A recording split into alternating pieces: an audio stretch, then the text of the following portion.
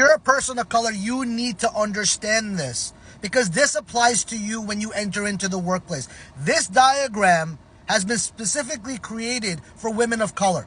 But this experience and these patterns exist for all people that fall into protected classes. I want to walk you through it. It starts off by you being hired within that company. You're going through a honeymoon phase. You start to notice the people in leadership, those that are in positions of power, all depict a certain demographic. Let's say, like in this instance, white leadership.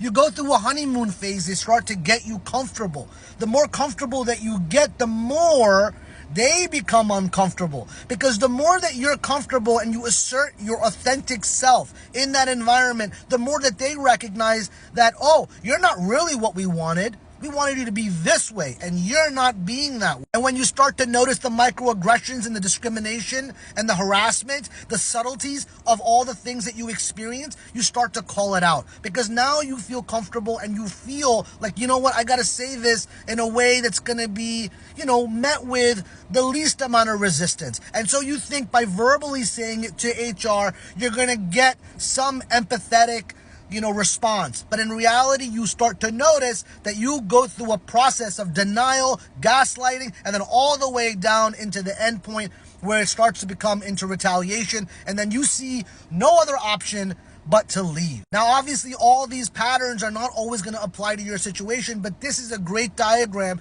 that explains the trajectory of how people experience their workplace, especially if they happen to be people of color and people that are in protected class. And this part right here, this is the part that I focus on, the reality. The reality is when you point out the issues within the organization.